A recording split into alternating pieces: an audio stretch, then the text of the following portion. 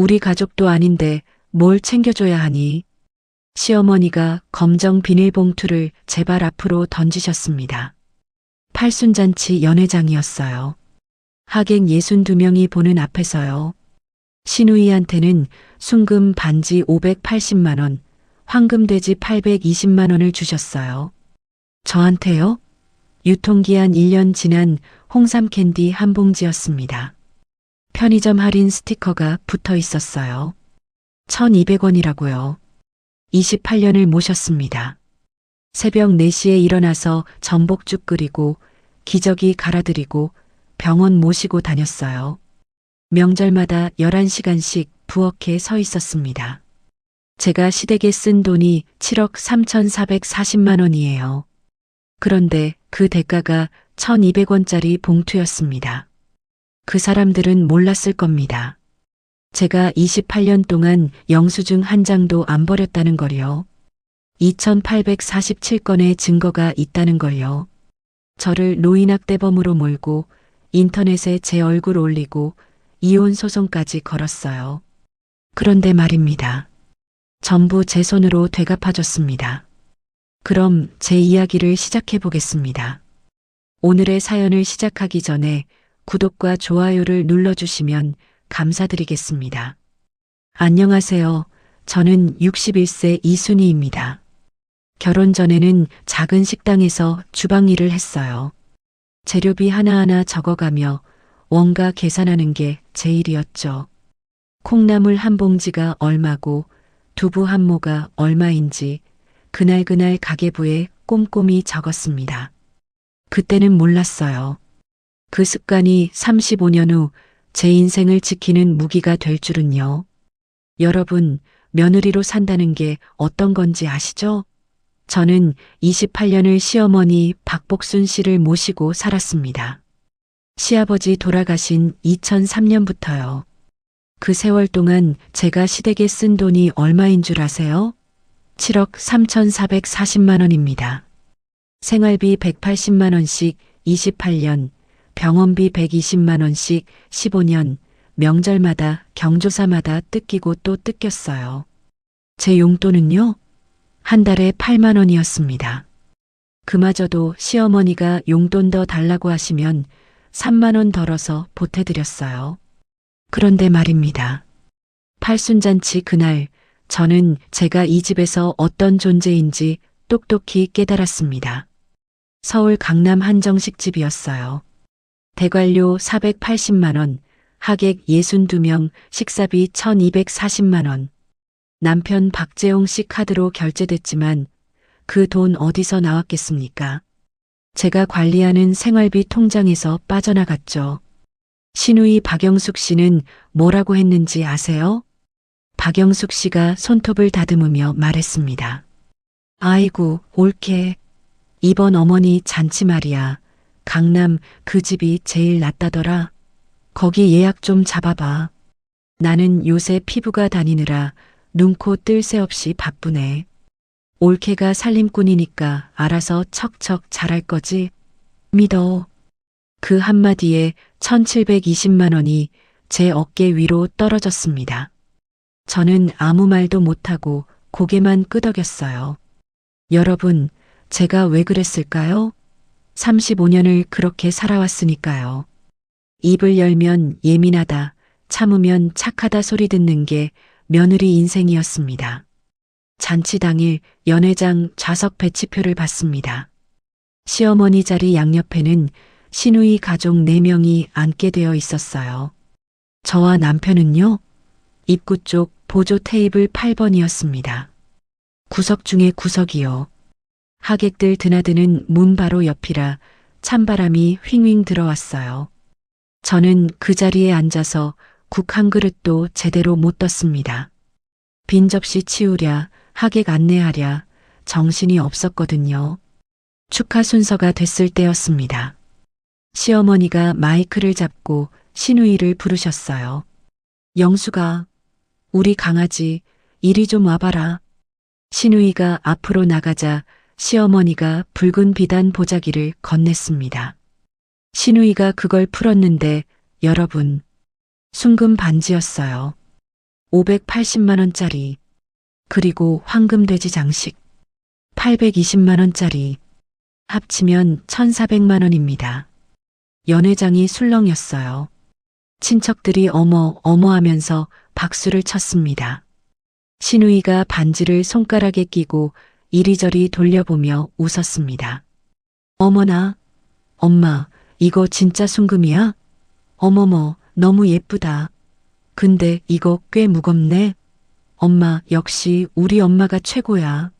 사랑해. 시어머니가 흐뭇하게 웃으셨어요. 그렇고 말고 우리 귀한 딸 복 많이 받으라고 이 엄마가 금방 세 군데를 이잡듯이 뒤져서 골랐어. 마음에 드니? 저는 그때 연회장 구석에서 빈 접시를 들고 서 있었습니다.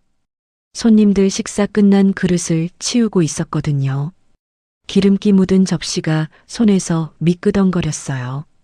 그런데 갑자기 마이크에서 제 이름이 나왔습니다. 야, 거기 며느리. 너 어딨냐? 앞으로 좀 나와봐라. 심장이 덜컥 내려앉았습니다. 저는 앞치마를 벗으며 단상 앞으로 걸어 나갔어요. 62명의 시선이 제게 쏠렸습니다.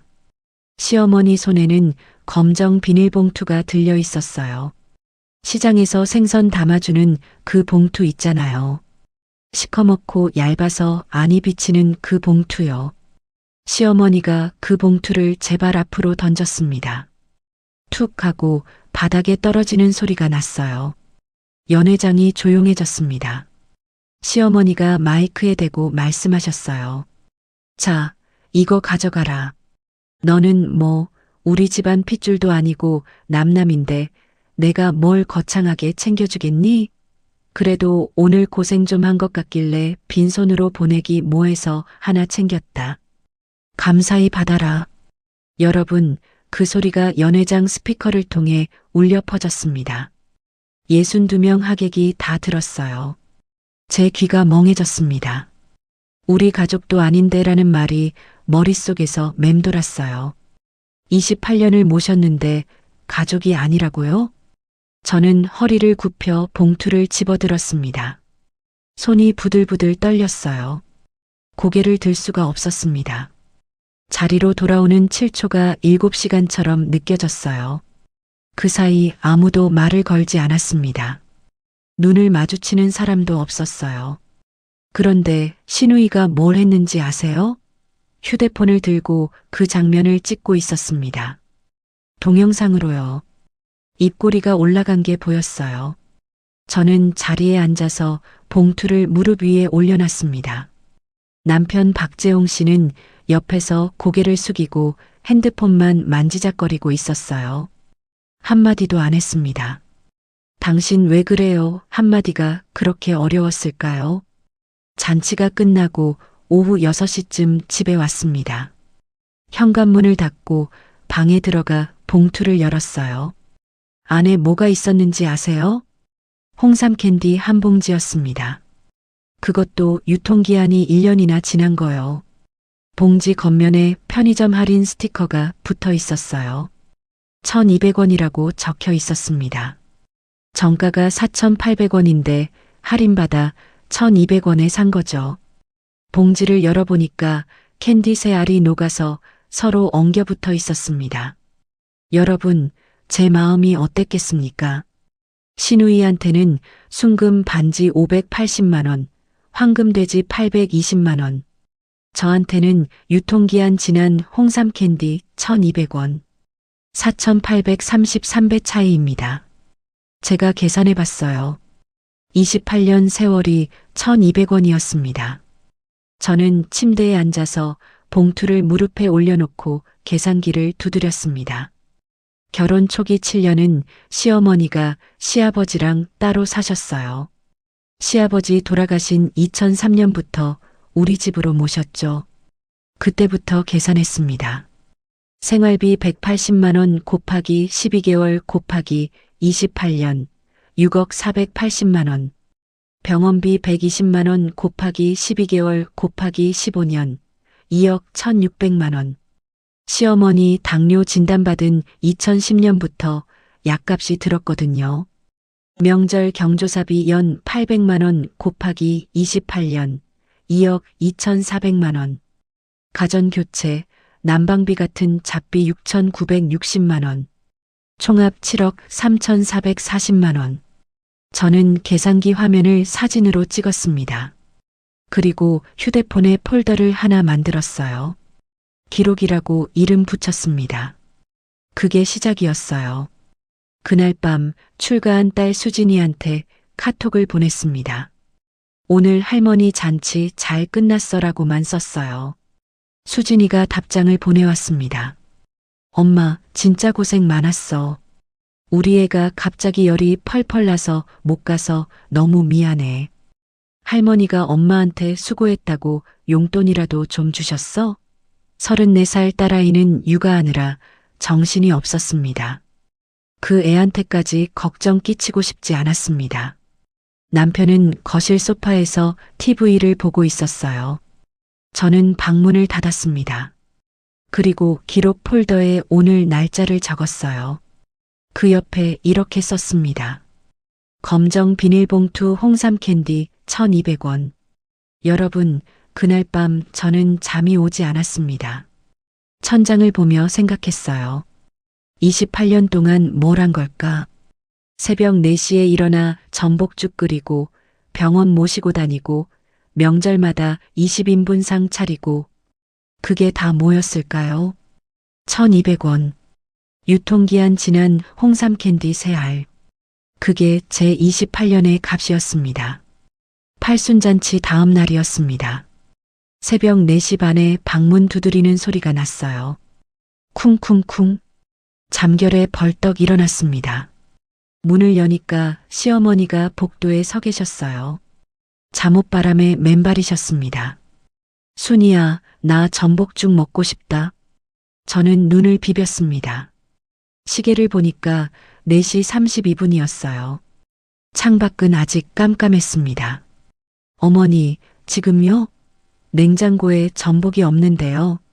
시어머니가 인상을 쓰셨어요. 그럼 사와. 내가 며느리야, 내가 며느리야? 저는 대답 대신 고개를 숙였습니다. 옷을 갈아입고 차 키를 들었어요. 새벽 5시에 집을 나섰습니다. 노량진 수산시장까지 왕복 1시간 40분 거리였어요. 3월 초라 바람이 매서웠습니다. 핸들 잡은 손이 꽁꽁 얼었어요. 수산시장에 도착하니까 새벽 6시 반이었습니다. 전복 1kg에 42,000원을 주고 샀어요. 싱싱한 놈으로 골라달라고 했더니 아저씨가 이 시간에 오시는 분은 효녀밖에 없어요 하더라고요. 저는 웃지 못했습니다. 집에 돌아온 게 7시 10분이었어요.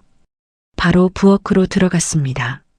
전복 손질하고 내장 따로 빼고 참기름에 볶고 불린 쌀 넣고 40분 동안 저었습니다. 죽이 보글보글 끓을 때 간을 봤어요. 싱거우면 또 뭐라 하시니까 소금을 조금 더 넣었습니다. 오전 7시 50분 죽을 뚝배기에 담아서 시어머니 방으로 가져갔습니다. 밥상 위에 올려드리고 숟가락을 건넸어요. 시어머니가 한 숟갈 뜨셨습니다. 그리고 숟가락을 탁 내려놓으셨어요. 죽이 퍼졌잖아. 이걸 어떻게 먹어? 저는 뚝배기를 내려다봤습니다. 제가 보기엔 괜찮았어요. 그런데 시어머니는 고개를 돌리셨습니다. 됐어. 입맛 없어. 나가봐. 새벽 4시 반에 일어나서 왕복 1시간 40분 운전하고 전복 42,000원어치 사고 40분 동안 저어서 끓인 죽이었습니다. 한 숟갈 드시고 퍼졌다는 말 한마디에 끝이었어요. 저는 뚝배기를 들고 부엌으로 돌아왔습니다. 싱크대 앞에 서서 한참을 멍하니 있었어요. 여러분, 그게 제 하루의 시작이었습니다. 그날 오전 10시쯤이었어요. 휴대폰 알림이 울렸습니다. 친척 단톡방이었어요.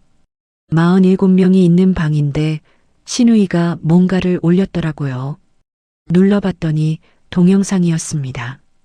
팔순잔치 때 제가 검정 비닐봉투 집어드는 장면이었어요. 신우이가 그 밑에 글을 달았습니다. 형분의 며느리 표정 보세요. 키읔키읔. 저는 손이 떨려서 휴대폰을 놓칠 뻔했습니다. 47명이 보는 방에 그 영상이 올라간 거예요. 댓글이 달리기 시작했습니다. 키읔키읔키읔 표정 실화냐, 에휴. 아무도 저를 걱정하는 말은 없었어요. 남편이 거실에서 TV를 보고 있었습니다. 저는 휴대폰을 들고 남편한테 갔어요. 여보, 이거 봐요. 영숙 씨가 단톡방에 이런 걸 올렸어요. 남편이 화면을 힐끗 보더니 말했습니다. 가족끼리 장난인데 뭘 그래. 내가 너무 예민해. 그러고는 리모컨을 들고 채널을 돌렸어요. 저는 그 자리에 서서 남편 뒤통수를 바라봤습니다. 입술을 깨물었어요. 피가 날 것 같았습니다. 아무 말도 못하고 방으로 돌아왔습니다. 그 주 목요일이 시어머니 정기검진 날이었어요. 대학병원 내과, 안과, 정형외과 3군데를 돌아야 했습니다. 저는 오전 8시에 시어머니를 모시고 집을 나섰어요. 병원 지하 1층 주차장에서 자리 찾는 데만 40분 걸렸습니다. 빙글빙글 돌았어요. 겨우 자리를 잡고 시어머니 휠체어를 꺼냈습니다. 내과 접수, 대기, 진료, 체열. 그 다음 안과. 또 접수, 대기, 진료. 정형외과까지 끝내니까 오후 1시였어요. 병원 끝나고 바로 집에 갈 수 있었을까요? 아니요. 약국 들러서 약 타고, 한의원 가서 침 맞으시게 하고, 대형마트 가서 장 보고, 마포구 약국, 서대문구 한의원, 은평구 마트, 3군데를 돌았습니다. 집에 도착하니까 오후 5시였어요. 9시간 동안 시어머니 모시고 다닌 겁니다. 현관문 열고 들어오니까 신우이가 거실 소파에 앉아 있었습니다. 언제 왔는지 커피를 마시고 있더라고요. 저는 시어머니 휠체어를 밀면서 인사했어요. 아, 영숙 씨 왔어요? 신우이가 커피잔을 내려놓으며 말했습니다. 언니, 나 엄마한테 할 말 있어서 왔어. 그러더니 시어머니한테 말했어요. 엄마, 나 요즘 쇼핑몰 자금 좀 빠듯해서 용돈 좀 더 필요한데. 시어머니가 고개를 끄덕이셨습니다. 그래, 얼마나 필요한데? 한 50만 원? 오빠네가 보태면 되잖아. 시어머니가 저를 쳐다보셨어요. 순이야, 들었지? 이번 달부터 50만 원 더 보태. 저는 입이 떨어지지 않았습니다. 이미 매달 생활비 180만 원에 병원비 120만 원을 드리고 있었어요. 총 300만 원이요. 거기에 50만 원을 더 보태라고요? 어머니, 저희도 형편이. 신우이가 끼어들었습니다. 언니, 형편이 뭐가 어려워? 오빠 대기업 다녔잖아. 퇴직금도 받았을 거고. 저는 신우이 얼굴을 봤습니다. 손톱에 빨간 매니큐어가 반짝거렸어요. 발리 여행 갔다 왔다면서 얼굴이 그을려 있었습니다. 1박에 89만 원짜리 풀빌라에서 2주를 살다 온 사람이 50만 원을 더 달라고요? 저녁에 남편한테 말했습니다. 여보, 어머니가 생활비 50만 원 더 보태래요.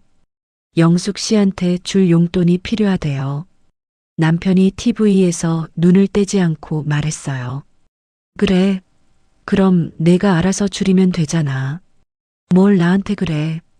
저는 할 말을 잃었습니다. 제가 알아서 줄이라고요? 이미 제 용돈 8만 원에서 쥐어짜고 있는데요. 그날 밤 저는 제 용돈 8만 원에서 3만 원을 덜어내기로 했습니다. 앞으로 한 달에 5만 원으로 살아야 했어요. 화장품 살 돈은 없었습니다. 친구 만나서 커피 한 잔 마실 여유도 없어졌어요. 추석 연휴가 다가왔습니다. 연휴 전날 오후 2시에 시어머니 집에 도착했어요. 20인분 상차림 재료를 사야 했습니다.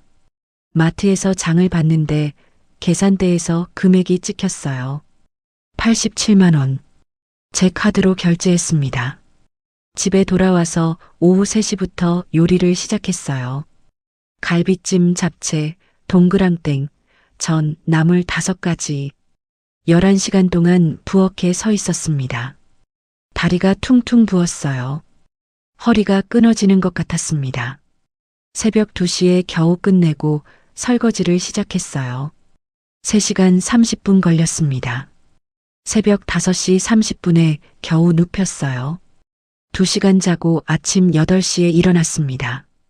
시누이 가족 4명이 도착했거든요. 식사 준비를 해야 했어요. 점심까지 대접하고 나니까 오후 1시였습니다. 시누이가 자리에서 일어나더니 말했어요. 우리 시댁 가야 해서 먼저 갈게. 설거지가 산더미였습니다. 그릇이 싱크대에 쌓여 있었어요. 저는 시누이 뒷모습을 봤습니다. 영숙 씨, 설거지라도 좀. 시누이가 현관에서 돌아보며 말했어요. 언니, 나 오늘 운전 많이 해야 해서 힘들어. 오빠한테 시켜. 남편은요? 거실 소파에 드러누워서 TV를 보고 있었습니다. 저는 부엌으로 돌아왔어요. 혼자 설거지를 했습니다. 점심 식사 때였어요. 친척 12명이 둘러앉아 있었습니다. 시어머니가 갑자기 말씀하셨어요. 우리 며느리는 복이 없어. 애도 하나밖에 못 낳았잖아. 저는 부엌 싱크대 앞에 서 있었습니다. 명절 음식 데우고 있었거든요. 그 말이 귀에 들어왔어요. 가슴이 철렁 내려앉았습니다. 손에 들고 있던 국자를 놓칠 뻔했어요. 복이 없다고요? 애를 하나밖에 못 낳아서요? 저한테는 출가한 딸 수진이가 있습니다. 34살이에요. 수진이가 시집가서 아이 낳고 육아하느라 정신없이 살고 있어요. 자주 못 만나지만 그래도 제 딸입니다. 그런데 애도 하나밖에 못 낳았다고 친척들 앞에서요? 연휴 마지막 날 귀가했습니다. 차 안에서 남편한테 말했어요. 여보, 어머니가 친척들 앞에서 그런 말씀하시면 어떡해요. 너무 창피했어요. 남편이 핸들을 잡은 채 말했습니다. 엄마가 원래 그래. 내가 너무 예민한 거야. 저는 창밖을 봤습니다. 아무 말도 하지 않았어요. 눈물이 날 것 같아서 입술을 꽉 깨물었습니다. 그 주 토요일이었어요. 시누이 인스타그램에 새 게시물이 올라왔습니다. 요즘 젊은 사람들이 많이 본다는 그 인스타그램 있잖아요. 발리 풀빌라 2주 살기라는 제목이었어요. 숙소 태그를 눌러봤더니 1박 요금이 89만 원이라고 나오더라고요. 2주면 14박. 89만 원 곱하기 14. 1246만 원입니다. 부모님 생활비 한 푼 안 보태는 사람이 1246만 원짜리 여행을 다녀왔어요. 그러면서 저한테는 50만 원 더 보태라고 했습니다. 저는 그날 밤 시어머니 약값 영수증을 정리했어요. 23장이었습니다. 날짜 순으로 정렬해서 투명 파일에 끼웠어요. 스마트폰 카메라로 하나하나 촬영했습니다. 기록 폴더에 저장했어요. 그리고 가계부 앱을 깔았습니다. 시댁 지출이라는 카테고리를 새로 만들었어요. 28년치 데이터를 역추산해서 입력하기 시작했습니다. 과거 영수증이랑 통장 내역을 대조했어요. 매일 밤 11시부터 새벽 1시까지 2주 동안 작업했습니다. 총 1892건의 지출 기록이 정리됐습니다. 여러분, 사람이 어떻게 그럴 수 있나요? 저는 28년 동안 새벽에 일어나 죽 끓이고 병원 모시고 다니고 명절마다 11시간씩 요리했습니다. 그런데 돌아온 건 죽이 퍼졌다. 복이 없다. 예민하다였어요. 그래도 저는 참았습니다. 참는 게 며느리 도리인 줄 알았으니까요. 그런데 말입니다. 제가 참는 동안 저를 밟고 있었던 사람들이 있었어요. 그걸 그때는 몰랐습니다.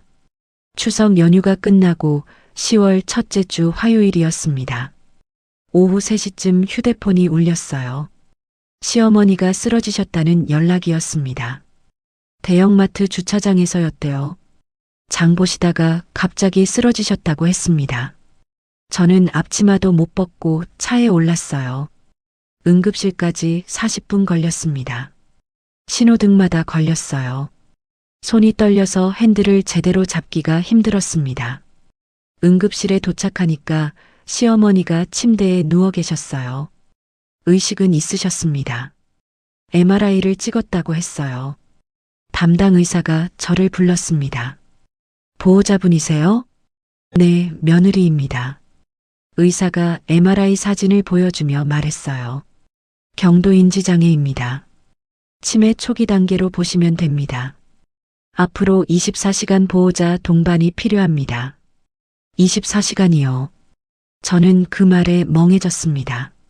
지금도 하루 종일 시어머니 모시고 있는데 이제 24시간을 붙어 있으라고요? 병원 복도로 나와서 신우이한테 전화했습니다.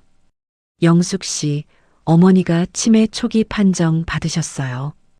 24시간 보호자가 필요하대요. 우리 교대로 해야 할 것 같은데. 신우이가 끊기 전에 말했습니다. 언니, 오빠네가 모시잖아. 나는 애들 중간고사 기간이라 안 돼. 학원 뺑뺑이 돌려야 해. 뚜 하고 전화가 끊겼습니다. 저는 휴대폰을 들고 복도에 서 있었어요. 사람들이 지나다녔습니다. 아무도 저를 쳐다보지 않았어요. 저녁에 남편한테 전화했습니다. 여보, 어머니 치매 판정 받으셨어요. 24시간 누가 받으려야 하는데 당신이 좀 도와줘요. 남편이 한숨을 쉬더니 말했어요. 나 다음 주부터 싱가포르 출장이야. 2주 동안. 회사에서 자원자 뽑길래 손들었어. 어떻게 가야지. 자원했다고요? 어머니가 쓰러졌는데 해외 출장을 자원했다고요? 여보, 어머니가 아프신데. 엄마한테 내가 잘해. 나 회의 들어가야 해. 끊어. 뚜뚜뚜. 전화가 끊겼습니다. 저는 병원 복도 의자에 주저앉았어요. 다리에 힘이 풀렸습니다. 결국 저 혼자였습니다. 시어머니 퇴원하시는 날, 저는 시어머니 집으로 짐을 옮겼어요. 옷가지 7벌, 세면도구, 혈압계. 그게 제 짐 전부였습니다. 입주 간병이 시작됐어요. 하루 일과가 어땠는지 아세요? 새벽 5시에 일어나서 시어머니 기저귀 확인했습니다. 기저귀 한 팩에 2만 원이에요. 일주일에 3팩 썼습니다. 한 달이면 기저귀 값만 24만 원이었어요. 아침 6시에 죽 끓이고 7시에 아침 식사 도와드리고 8시에 약 챙겨드리고 오전에 병원 데이케어 프로그램 보내드리면 오후 4시까지 자유시간이었습니다. 자유시간이라고요? 아니요. 그 시간에 빨래하고 청소하고 장 보고 저녁 준비했어요. 오후 4시에 시어머니 모시러 가고 저녁 식사 차려드리고 9시에 주무시게 해드리고 그러고 나면 밤 10시였습니다. 그런데 밤이라고 끝이 아니었어요. 시어머니가 새벽에 자주 깨셨거든요. 2시간마다 한 번씩 화장실 가신다고 부르셨어요. 저는 눈을 제대로 붙일 수가 없었습니다. 간병 4일째 새벽 3시였어요. 시어머니가 화장실 가시다가 복도에서 넘어지셨습니다. 쿵 하는 소리에 잠이 확 깼어요. 뛰어나갔더니 시어머니가 바닥에 누워 계셨습니다. 다행히 크게 다치신 데는 없었어요. 부축해서 다시 침대에 눕혀드렸습니다. 그날 이후로 저는 잠을 못 잤어요. 시어머니가 움직이실까봐 귀를 쫑긋 세우고 있었거든요. 눈을 감아도 잠이 안 왔습니다. 간병 7일째였습니다. 새벽 3시 15분이었어요. 시어머니가 잠드신 걸 확인하고 욕실에 들어갔습니다. 세수를 하려고 물을 틀었어요. 그런데 갑자기 눈앞이 캄캄해졌습니다. 어지러움이 확 밀려왔어요. 저는 세면대 모서리에 이마를 부딪히며 쓰러졌습니다. 정신이 들었을 때 차가운 타일 바닥에 누워 있었어요. 이마에서 뭔가가 흘러내렸습니다.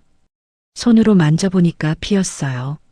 저는 기어서 휴대폰을 집었습니다. 119에 전화했어요. 말이 제대로 안 나왔습니다. 살려주세요.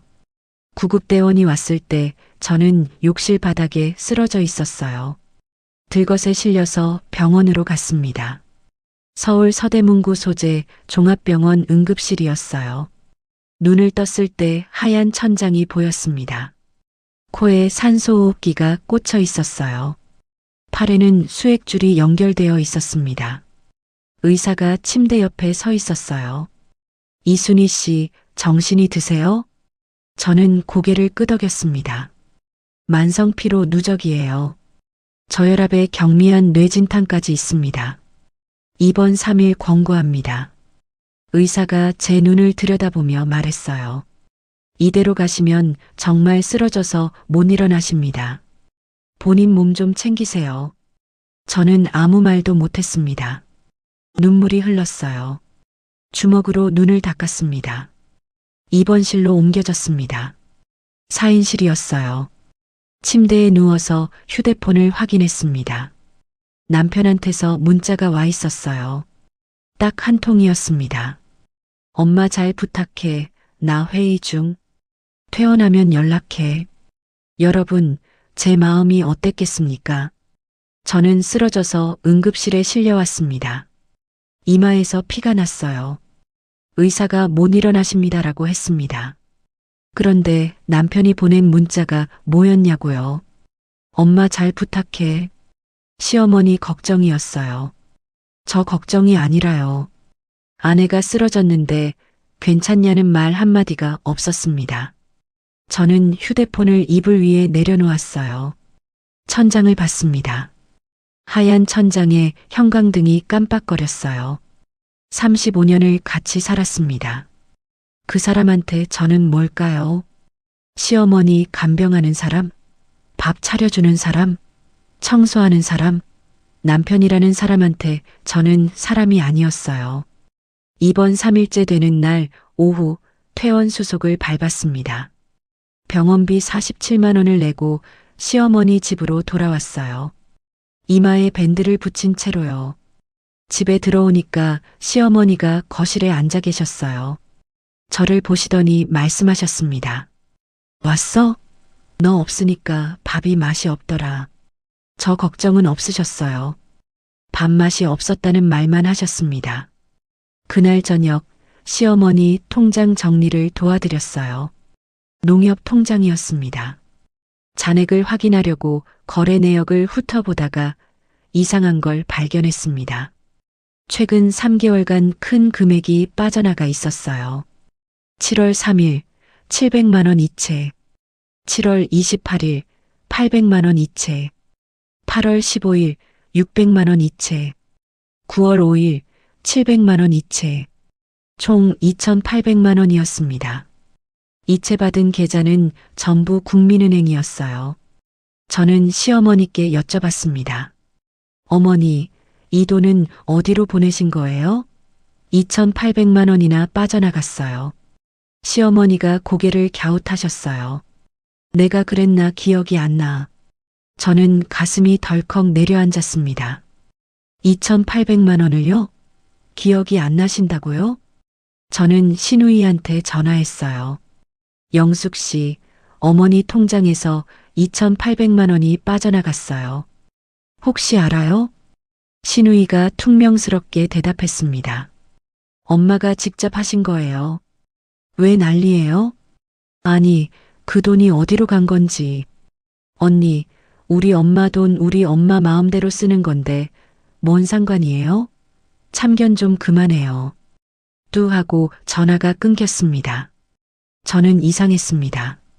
시어머니가 치매 초기인데 3개월 동안 2,800만 원을 이체하셨다고요? 게다가 기억이 안 나신다고요? 저는 휴대폰 카메라로 이체 명세서 사장을 촬영했습니다. 기록 폴더에 저장했어요. 그리고 컴퓨터를 켜서 대법원 인터넷 등기소에 접속했습니다. 시어머니 명의 부동산 등기부등본을 발급받았어요. 화면에 뜬 내용을 보고 저는 눈을 의심했습니다. 시어머니 소유였던 서울 마포구 아파트가 있었어요. 전용 84제곱미터, 시가 4억 2천만 원짜리 아파트였습니다. 그 아파트가 6개월 전인 4월 15일에 소유권 이전이 되어 있었어요. 새 소유자 이름은 박영숙이었습니다. 신우이요. 이전 원인은 증여라고 적혀 있었어요. 저는 국세청 홈택스에 접속했습니다. 증여세 납부 내역을 조회했어요. 증여세 8,400만 원이 시어머니 계좌에서 납부된 기록이 있었습니다. 신우이가 낸 게 아니었어요. 시어머니 돈으로 세금까지 낸 거예요. 계산을 해봤습니다. 아파트 4억 2천만 원, 증여세 대납 8,400만 원, 현금 이체 2,800만 원, 총 5억 3,200만 원이었습니다. 신우이가 시어머니한테서 5억이 넘는 돈을 빼간 거예요. 그것도 시어머니가 치매 판정 받기 직전에요. 저는 화장실에 들어갔습니다. 문을 잠그고 세면대 거울 앞에 섰어요. 5분 동안 거울 속 제 얼굴을 봤습니다. 핏기가 없었어요. 이마에는 밴드가 붙어 있었고 손등에는 간병하면서 생긴 멍이 3군데 남아 있었습니다. 저는 휴대폰 메모장을 열었어요. 한 줄을 적었습니다. 참을 것인가, 기록할 것인가. 그 아래 한 줄을 더 적었어요. 기록한다. 그날 밤 35년 결혼 생활에서 처음으로 남편한테 먼저 전화하지 않았습니다. 연락 기다리지도 않았어요. 저는 이불을 덮고 천장을 봤습니다. 여러분, 사람이 어떻게 그럴 수 있나요? 저는 쓰러져서 병원에 실려갔습니다. 그런데 남편은 엄마 잘 부탁해라고 했어요.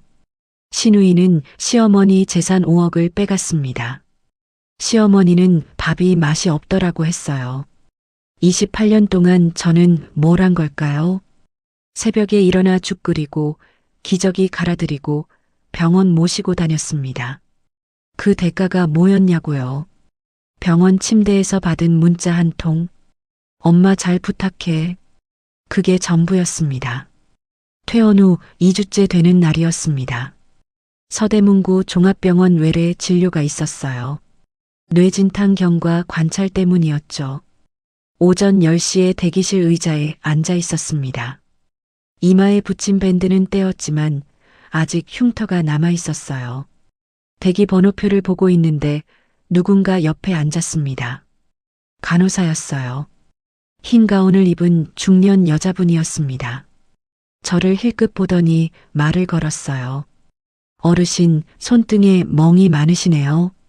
저는 손등을 내려다봤습니다. 시어머니 부축하다가 생긴 멍이 아직 남아 있었어요. 노란색으로 변해 있었습니다. 아, 이거요. 어머니 간병하다가. 간호사가 고개를 끄덕이더니 말했어요. 어르신, 잠깐 커피 한잔 하실래요? 저 지금 휴게 시간이거든요. 저는 얼떨결에 따라갔습니다. 병원 지하 1층 휴게실이었어요. 자판기 커피를 2잔 뽑아서 테이블에 앉았습니다. 간호사가 명찰을 보여줬어요. 정미영, 48세라고 적혀 있었습니다. 저도 시월드 때문에 고생 많이 했어요. 10년 전에 이혼했거든요. 저는 커피잔을 든 채 정미영 씨를 봤습니다. 처음 보는 사람인데 왜 이런 얘기를 하는 걸까요? 정미영 씨가 말을 이었어요. 어르신 표정 보니까 제가 그때랑 똑같아요. 지칠 대로 지치셨죠? 병원 응급실에서 어르신 실려 오시는 거 봤거든요. 혼자 오셨더라고요. 저는 입술을 깨물었습니다. 눈물이 날 것 같았어요. 보호자분은 안 오셨어요? 남편은 해외 출장 중이에요.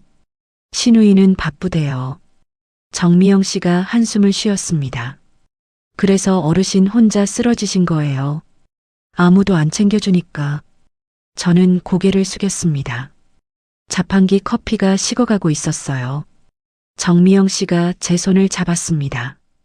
어르신, 제가 드릴 말씀이 있어요. 저는 고개를 들었습니다. 기록하세요. 네, 저도 그랬어요. 시어머니한테 당하고 남편한테 무시당하고 10년을 참았어요. 그런데 어느 날 깨달았어요. 참기만 하면 아무도 제 편이 안 돼준다는 거요. 정미영 씨가 제 눈을 똑바로 봤습니다. 그래서 기록했어요. 통장 내역, 영수증, 대화 내용 다 모았어요. 그게 저를 살렸습니다. 이혼할 때 재산 분할 제대로 받았거든요. 저는 정미영 씨 얼굴을 봤습니다. 진심이었어요. 눈빛이 단단했습니다. 정미영 씨가 가방에서 수첩을 꺼냈어요. 한 장을 찢어서 뭔가를 적었습니다. 저한테 건네줬어요. 여기요. 대한법률구조공단 전화번호 국번 없이 130이에요. 무료로 법률 상담 받을 수 있어요. 그리고 여성긴급전화 1366 서대문구 무료심리상담센터 주소도 적어뒀어요. 저는 그 종이를 받았습니다. 손이 떨렸어요. 어르신, 증거가 필요해요. 지금부터라도 모으세요. 나중에 꼭 필요할 날이 옵니다. 그날 집에 돌아왔습니다. 시어머니는 요양병원 데이케어 프로그램에 가 계셨어요. 저는 거실 바닥에 주저앉았습니다. 정미영 씨가 준 종이를 한참 들여다봤어요. 기록하라고 했습니다. 증거를 모으라고 했습니다. 저는 벌떡 일어났어요. 방으로 가서 짐을 뒤졌습니다. 28년 동안 모아둔 가계부가 있었어요. 수기로 쓴 노트 12건이었습니다. 종이 영수증 박스 3개, 카드 명세서 파일 4권. 거실 바닥에 전부 꺼내서 펼쳤어요. 바닥이 종이로 뒤덮였습니다. 28년치 기록이었어요. 2003년 1월 시어머니 모시기 시작한 달부터 지난달까지 영수증마다 날짜가 적혀 있었습니다. 마트 영수증, 약국 영수증, 병원비 영수증, 명절 장보기 영수증. 저는 그날부터 정리를 시작했습니다. 매일 오후 7시부터 밤 11시까지 4시간씩 작업했어요. 날짜 순으로 분류하고 금액을 엑셀에 입력했습니다. 영수증 한 장 한 장 스마트폰 카메라로 촬영해서 저장했어요. 10일이 걸렸습니다. 종이 영수증 1247장, 디지털 명세서 스크린샷 892장, 총 2139건의 지출 기록이 확보됐어요. 그 다음 대한법률구조공단에 전화했습니다. 132번이요. 상담원이 받았어요. 무료 법률 상담 신청하시려면 소득 기준 심사가 필요합니다. 기준 중위소득 125% 이하여야 해요. 건강보험료 납부 확인서랑 가족관계 증명서 팩스로 보내주세요. 저는 서류를 준비했습니다. 주민센터에 가서 가족관계 증명서 떼고 건강보험공단에서 납부 확인서 발급받았어요.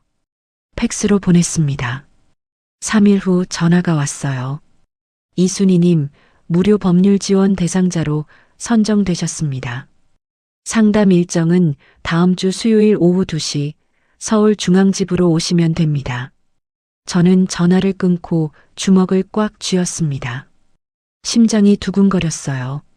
상담 전날 밤 모든 자료를 USB 2개에 복사했습니다. 하나는 예비용이에요. 종이 서류는 날짜 순으로 정렬해서 투명 바인더 5권에 정리했습니다. 바인더 겉면에 연도를 적어놨어요. 2003-2007, 2008-2012 이런 식으로요. 상담 당일 오후 2시 법률구조공단 서울중앙지부에 도착했습니다. 상담실에 들어가니까 여자 변호사가 앉아 있었어요. 명패에 최윤아 변호사라고 적혀 있었습니다. 45살쯤 돼 보였어요. 이순희 씨 앉으세요. 어떤 상담 받으러 오셨어요? 저는 바인더 5권과 USB를 테이블 위에 올렸습니다. 28년 동안 시어머니 모신 기록이에요. 전부 제가 정리했습니다. 최윤아 변호사가 바인더를 펼쳤어요. 영수증을 하나하나 넘기며 봤습니다. 30분 정도 지났을까요? 변호사가 고개를 들었습니다. 이순희 씨, 이건 교과서급 증거입니다. 이 정도면 싸울 수 있어요. 저는 가슴이 뛰었습니다. 숨이 가빠졌어요. 정말요? 네. 재산분할 기여분 청구, 부당이득 반환 청구, 명의도용 의심권 추가 조사. 3가지 법적 경로가 있어요. 하나씩 설명해 드릴게요. 최윤아 변호사가 종이에 적으며 설명했습니다. 저는 고개를 끄덕이며 들었어요. 희망이 생겼습니다. 처음으로 내 편이 생긴 것 같았어요. 상담 끝나고 집에 돌아왔습니다. 저녁 7시쯤이었어요. 저는 충청남도 서산시에 계신 친정 어머니한테 전화했습니다. 어머니는 시골 작은 집에서 혼자 사세요. 국민연금 월 42만 원으로 생활하시죠. 엄마, 나야. 순이야, 무슨 일이야? 목소리가 왜 그래? 저는 그동안 있었던 일을 말씀드렸어요. 팔순잔치 검정 비닐봉투부터 시누이가 5억 넘게 빼간 것까지. 어머니는 한참 동안 아무 말 없이 들으셨습니다. 엄마, 나 이제 그냥 못 살겠어. 법적으로 싸워보려고. 어머니가 한숨을 쉬셨어요. 순이야, 내가 널 시집 보내고 35년을 죄인처럼 살았다. 내가 고생하는 거 알면서도 시집 잘 살아야지 그 말밖에 못 해줬어. 저는 눈물이 났습니다. 엄마, 이제 내 인생 살아라. 엄마가 도와줄 건 없지만. 어머니가 말을 멈추셨어요. 잠시 후 다시 말씀하셨습니다. 엄마가 국민연금에서 15년 동안 몰래 모아둔 돈 있어. 1200만 원이야. 필요하면 보태줄까? 저는 울음이 터질 것 같았어요. 월 42만 원 받으시면서 15년 동안 모으신 거예요. 얼마나 아끼셨을까요? 고기 한 점 안 드시고 난방비 아끼려고 전기장판만 깔고 사셨을 거예요. 엄마, 아직은 괜찮아요. 정 필요하면 그때 말할게요. 전화를 끊고 한참을 울었습니다. 그 주 토요일 오후였어요. 시어머니가 요양병원 데이케어 프로그램에 가 계셨습니다. 오전 10시부터 오후 4시까지요. 저는 그 시간을 이용했어요. 인터넷으로 CCTV 설치 업체를 검색했습니다. 3곳에서 견적을 받았어요. 가장 저렴한 곳이 48만 원이었습니다. 거실, 주방, 현관 3곳에 카메라를 다는 비용이었어요. 저는 제 비상금 통장에서 현금을 인출했습니다. 48만 원이요. 그 돈으로 CCTV를 설치했어요. 설치 기사가 물었습니다. 영상 저장은 어디로 할까요? 클라우드로 하면 월정액이 나가는데요. 제 휴대폰에 자동으로 저장되게 해주세요. 기사가 앱을 설치해줬어요. 날짜별로 영상 검색이 가능했습니다. 테스트 촬영을 해보니까 거실 소파까지 선명하게 나왔어요. 그날 저녁 남편한테 문자를 보냈습니다. 이제부터 심오진 모든 대화와 상황이 녹화됩니다. 읽음 표시가 떴어요. 하지만 답장은 오지 않았습니다. 저는 휴대폰 갤러리를 열었어요. 기록 폴더 이름을 증거로 바꿨습니다. 6자리 비밀번호를 설정했어요. 제 생년월일이 아닌 아무도 모르는 숫자로요. 여러분, 저는 그때 깨달았습니다. 참기만 하면 아무것도 바뀌지 않는다는 걸요. 28년 동안 예민하다. 그냥 넘어가라. 가족이니까 그 말에 속았습니다. 가족이니까 참아야 한다고요? 아니에요. 가족이면 서로 아껴줘야죠. 정미영 씨 말이 맞았어요. 기록해야 합니다. 증거를 모아야 해요. 그래야 내 편이 생깁니다. 저는 그날 밤 바인더 5권을 다시 펼쳤습니다. 영수증을 하나하나 넘기며 확인했어요. 2003년 2월 15일 시어머니 병원비 35만 원. 2003년 3월 1일 생활비 180만 원. 2003년 5월 5일 어버이날 선물 28만 원. 28년이었습니다. 종이 한 장 한 장에 제 세월이 담겨 있었어요. 저는 메모장을 열었습니다. 한 줄을 적었어요. 이제부터 나를 지킨다. 다음해 설 명절이 돌아왔습니다. 시어머니 집 거실에서 친척 모임이 열렸어요. 참석 인원이 27명이었습니다. 시어머니 쪽 친척들이요. 삼촌, 고모, 사촌 언니들까지 다 모였어요. 오전 10시부터 상차림을 시작했습니다. 갈비찜, 잡채, 전, 나물. 작년이랑 똑같았어요. 부엌에서 11시간 동안 서 있었습니다. 오후 1시에 겨우 식사가 끝났어요. 저는 부엌에서 앞치마를 벗었습니다. 설거지를 시작하려던 참이었어요. 그런데 오늘은 달랐습니다. 저는 싱크대 앞에 서서 숨을 깊이 들이쉬었어요. 심장이 쿵쾅거렸습니다. 거실로 나갔습니다. 27명이 둘러앉아 있었어요. 시어머니가 상석에 앉아 계셨고 시누이가 그 옆에 있었습니다. 남편은 구석자리에서 휴대폰을 만지작거리고 있었어요. 저는 입을 열었습니다. 잠시 보여드릴 게 있습니다. 거실이 조용해졌어요. 27개의 시선이 저한테 쏠렸습니다. 저는 미리 가져온 노트북을 꺼냈어요. 거실 대형 TV에 HDMI 케이블로 연결했습니다.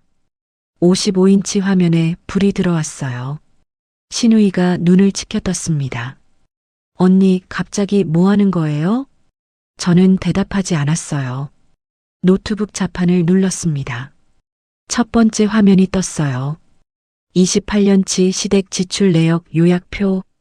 생활비 6억 480만 원. 병원비 2억 1,600만 원. 명절 경조사비 2억 2,400만 원. 기타 잡비 6,960만 원. 총 합계 7억 3,440만 원.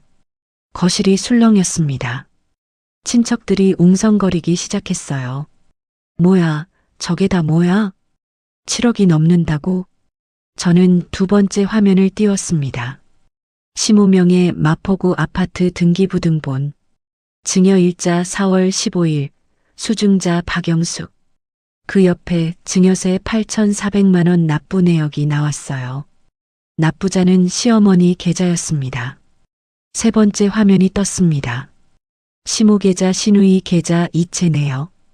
7월 3일 700만 원, 7월 28일 800만 원, 8월 15일 600만 원, 9월 5일 700만 원, 총 2,800만 원. 거실이 완전히 조용해졌습니다. 숨소리만 들렸어요. 시누이 얼굴이 창백하게 변했습니다. 입술이 파르르 떨리고 있었어요. 시어머니가 자리에서 벌떡 일어나셨습니다. 다 거짓말이야. 전현이 조작한 거야. 시어머니가 소리를 지르다가 비틀거리셨어요. 옆에 있던 시누이가 부축했습니다. 저는 담담하게 말했어요. 국세청과 금융감독원에서 확인 가능합니다. 필요하시면 조회 방법 알려드릴게요. 시누이가 남편한테 달려갔습니다. 오빠, 저 여자 좀 어떻게 해? 가족 앞에서 이게 뭐 하는 짓이야? 저는 남편을 봤습니다. 남편이 뭐라고 할까요? 당신 왜 그래 할까요? 엄마한테 사과해야 할까요? 남편은 아무 말도 하지 않았습니다. 고개를 숙인 채 바닥만 봤어요. 35년을 같이 산 남편이었습니다. 그 사람은 제 편이 아니었어요. 시어머니 편도 아니었어요. 그냥 아무 편도 아니었습니다. 저는 노트북을 닫았습니다. 보여드릴 건 여기까지입니다. 모임이 어색하게 끝났어요. 친척들이 하나둘 자리를 떴습니다. 현관에서 인사하는 소리가 들렸어요. 그런데 시어머니 쪽 사촌 언니 세 분이 저한테 다가왔습니다. 순이야, 우리가 몰랐다. 내가 그렇게 고생한 줄. 28년 동안 혼자 다 감당한 거야? 힘들었겠다. 영숙이가 그렇게 돈을 빼갔는지 우리도 처음 알았어. 저는 고개를 숙였습니다. 눈물이 날 것 같았지만 참았어요. 울면 안 됐습니다. 아직 끝난 게 아니니까요. 저녁 7시에 집으로 돌아왔습니다. 현관문을 닫자마자 남편이 말했어요. 내가 왜 그랬어? 가족 망신이잖아. 저는 남편 얼굴을 똑바로 봤습니다. 35년 동안 왜 한 번도 안 물었어요? 뭘? 내가 얼마나 힘든지, 내가 얼마나 참고 있는지, 왜 한 번도 안 물었냐고요. 남편이 입을 다물었습니다. 대답이 없었어요. 저는 방으로 들어가서 문을 닫았습니다. 그날 밤 10시였어요. 휴대폰 알림이 울렸습니다. 친척 단톡방이었어요. 신우이가 글을 올렸습니다. 저 여자 완전 미쳤음. 가족 명예훼손으로 고소할 거임. 저는 스크린샷을 찍었습니다. 증거 폴더에 저장했어요. 날짜랑 시간이 찍힌 캡처였습니다. 다음 날 오전 9시 시어머니한테서 전화가 왔어요. 받았더니 시어머니 목소리가 들렸습니다. 너 고소할 거야. 각오해. 저는 통화 버튼 누르기 전에 녹음 버튼을 먼저 눌렀어요. 시어머니 말씀이 전부 녹음되고 있었습니다. 네, 알겠습니다. 저는 그렇게만 대답하고 전화를 끊었어요. 녹음 파일을 증거 폴더에 저장했습니다. 오전 10시 최윤아 변호사한테 전화했어요. 변호사님, 예상대로 역공이 시작됐습니다. 시어머니가 고소한다고 하세요. 최윤아 변호사가 침착하게 대답했습니다. 예상 범위입니다. 증거 파일 전부 보내주세요. 이메일 주소 알려드릴게요. 저는 증거 폴더 안에 있는 파일을 정리했습니다. 영수증 사진, 통장 내역 캡처, 등기부등본, 녹음 파일, 단톡방 스크린샷. 총 2847건이었어요. 파일을 하나로 묶었습니다. 비밀번호를 설정하고 최윤아 변호사 이메일로 보냈어요. 용량이 커서 10분 넘게 걸렸습니다. 전송 완료 알림이 떴어요. 저는 휴대폰 캘린더를 열었습니다. 내일 날짜에 최윤아 변호사 대면 미팅 오후 3시라고 입력했어요. 여러분, 제 마음이 어땠겠습니까? 28년 동안 모은 영수증이었어요. 새벽 4시에 일어나서 전복죽 끓인 날, 명절에 11시간 동안 부엌에 서 있던 날, 기저귀값 24만 원 내던 날, 그 모든 날들이 종이 한 장 한 장에 담겨 있었습니다. 7억 3,440만 원. 제 28년의 값이었어요. 시어머니는 저한테 검정 비닐봉투를 던지셨습니다. 1,200원짜리 홍삼 캔디가 든 봉투를요. 그게 제 값이라고 생각하셨던 거예요. 그런데 말입니다. 저한테는 영수증이 있었어요. 기록이 있었습니다. 28년 동안 한 장도 안 버리고 모아뒀거든요. 정미영 씨 말이 맞았어요. 기록이 나를 살립니다. 저는 그날 밤 침대에 누워서 천장을 봤습니다. 싸움은 이제부터였어요. 시어머니가 고소한다고 했습니다. 신우이도 가만히 있지 않을 거예요. 남편은 어느 편에 설지 모르겠습니다. 그래도 저는 두렵지 않았어요. 왜냐고요? 2847건의 증거가 있으니까요. 설 연휴가 끝나고 다음 주 월요일이었습니다. 오전 10시쯤 현관 초인종이 울렸어요. 누군가 싶어서 문을 열었더니 낯선 사람 2명이 서 있었습니다. 양복을 입은 중년 남자와 여자였어요. 이순희 씨 맞으시죠? 노인보호전문기관 서울서부지부에서 나왔습니다. 노인학대 신고 접수건으로 조사 나왔습니다. 저는 귀를 의심했습니다. 노인학대요? 제가요? 무슨 말씀이세요? 저는 학대한 적 없는데요. 신고가 접수됐습니다. 피해자 박복순 씨, 가해자로 지목된 분이 이순희 씨예요. 잠시 조사에 협조해 주셔야 합니다. 저는 멍하니 서 있었어요. 다리에 힘이 풀렸습니다. 조사관 2명이 집 안으로 들어왔어요. 조사관이 시어머니 방으로 들어갔습니다. 시어머니와 따로 면담을 한다고 했어요. 저는 거실에서 대기해야 했습니다. 소파에 앉아서 손을 꼭 쥐었어요. 손바닥에 땀이 났습니다. 30분이 지났어요. 시어머니 방에서 무슨 소리가 들렸습니다. 시어머니 목소리였어요. 뭐라고 하시는지는 안 들렸지만 가끔 목소리가 높아졌어요. 면담이 끝나고 조사관이 저한테 왔습니다. 이순희 씨, 피신고인 조사 진행하겠습니다. 몇 가지 질문 드릴게요. 저는 고개를 끄덕였어요. 조사관이 수첩을 펼쳤습니다. 신고 내용에 따르면 이순희 씨가 시어머니 식사를 거르게 하고 욕설을 했다고 합니다. 사실인가요? 저는 고개를 저었습니다. 아니요. 저는 28년 동안 하루도 빠짐없이 식사 챙겨드렸습니다. 욕설도 한 적 없어요. 증거가 있으신가요? 저는 자리에서 일어났어요. 휴대폰을 가져왔습니다. CCTV 영상 있습니다. 거실, 주방, 현관 세 곳에 카메라 설치해뒀어요. 42시간 분량 있습니다. 조사관이 눈을 동그랗게 떴어요. CCTV요? 네. 날짜별로 정리해뒀습니다. USB에 담아드릴까요? 저는 미리 준비해둔 USB를 건넸습니다. 조사관이 받아들었어요. 영상 확인 후 결과 통보드리겠습니다. 조사관들이 돌아갔습니다. 현관문이 닫히고 나서야 저는 소파에 주저앉았어요. 온몸에 힘이 빠졌습니다. 노인학대범이라고요. 28년 동안 새벽 4시에 일어나서 죽 끓이고 기저귀 갈아드리고 병원 모시고 다닌 제가요. 세상에 어떻게 이럴 수 있나요? 3일 후 노인보호 전문기관에서 전화가 왔어요. 이순희 씨 조사 결과 알려드립니다. CCTV 영상 확인 결과 학대 정황이 없는 것으로 판단됐습니다. 종결 예정입니다. 저는 안도의 한숨을 내쉬었어요. 다행이다 싶었습니다. 그런데 그게 끝이 아니었어요. 5일 후 휴대폰에 문자가 왔습니다. 서울서 부경찰서입니다.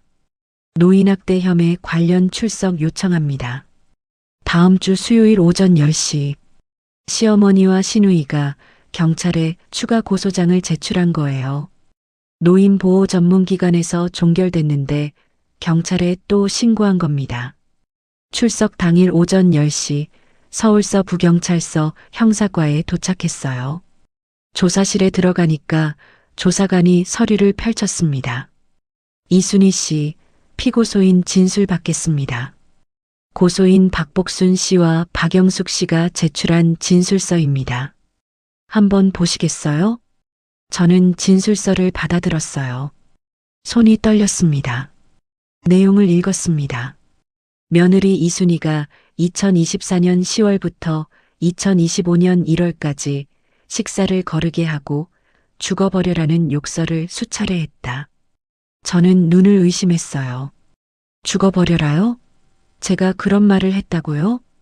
이 내용 사실인가요? 아닙니다. 전혀 사실이 아닙니다.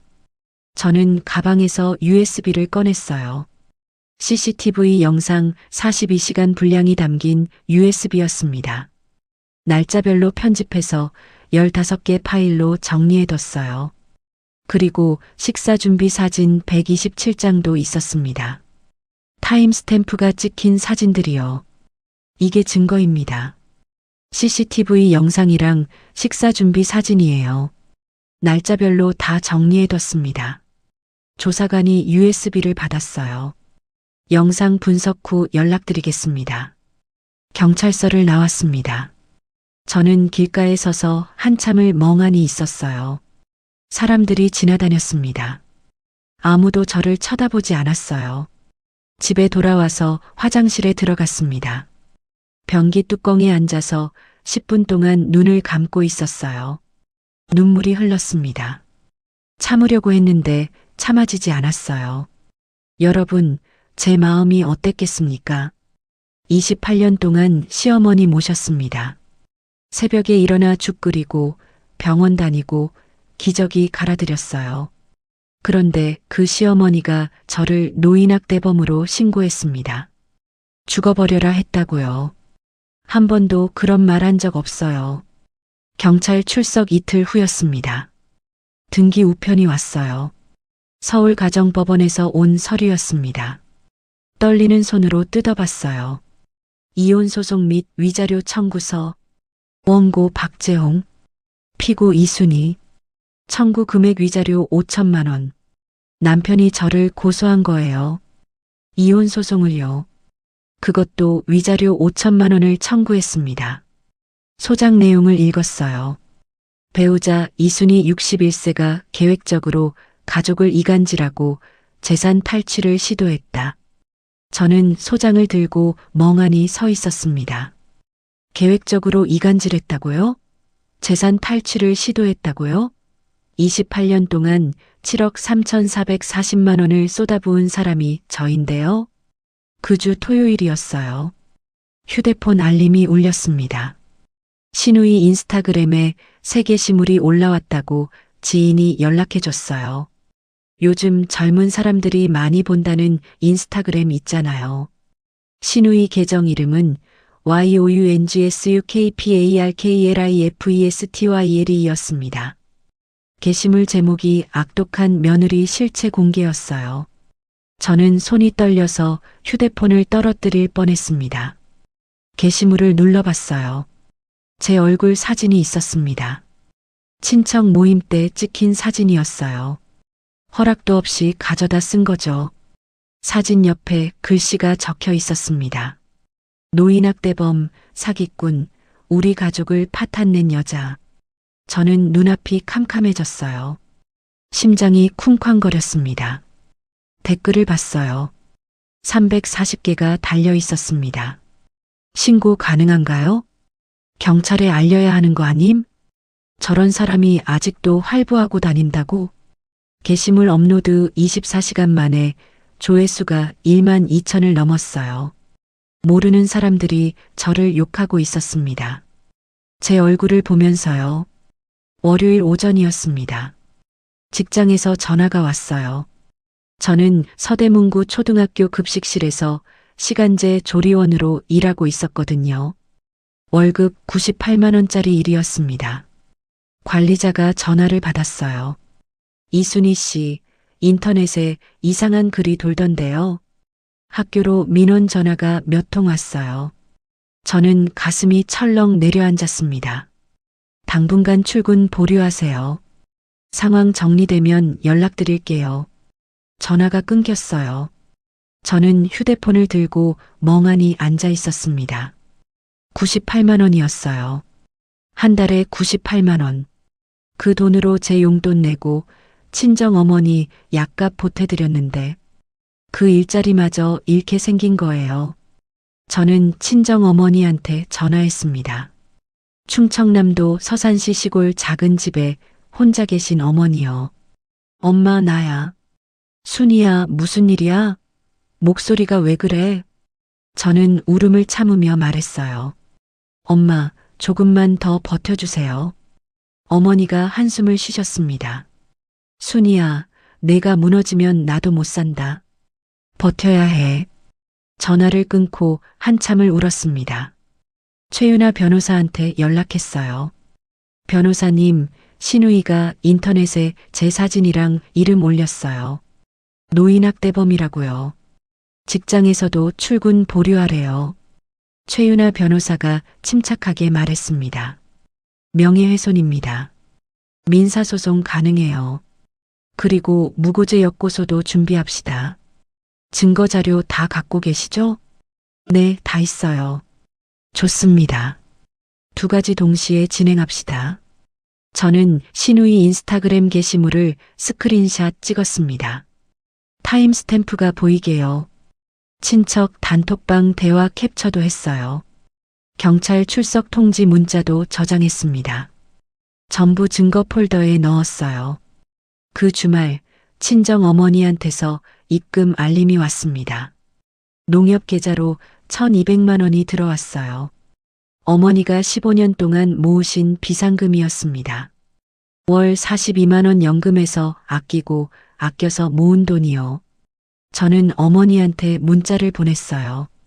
엄마, 반드시 갚을게요. 어머니한테서 답장이 왔습니다. 갚지 마. 내 돈이야. 저는 휴대폰을 들고 한참을 울었습니다. 86세 어머니가 연금 42만 원 받으시면서 15년 동안 모은 돈이에요. 고기 한 점 안 드시고 난방비 아끼려고 겨울에도 전기장판만 깔고 사셨을 거예요. 그 돈을 저한테 보내신 거예요. 저는 가계부 앱을 열었습니다. 소송 비용이라는 항목을 새로 만들었어요. 첫 번째 지출을 입력했습니다. 변호사 착수금 300만 원 3월 15일 지급 예정. 여러분, 사람이 어떻게 그럴 수 있나요? 저는 28년 동안 시어머니 모셨어요. 새벽에 일어나 죽 끓이고 병원 다니고 기저귀 갈아드렸습니다. 그런데 그 시어머니가 저를 노인학대범으로 신고했어요. 신우이는 인터넷에 제 얼굴을 올리고 사기꾼이라고 했습니다. 남편은 이혼 소송을 걸었어요. 가족이라고 불렀던 사람들이었습니다. 35년을 같이 살았어요. 그 사람들이 저를 범죄자로 만들려고 했습니다. 그래도 저는 무너지지 않을 겁니다. 왜냐고요? 2847건의 증거가 있으니까요. 그리고 저를 믿어주는 사람이 있으니까요. 친정어머니, 최윤아 변호사, 정미영 간호사, 진짜 제 편인 사람들이요. 저는 그날 밤 메모장을 열었습니다. 한 줄을 적었어요.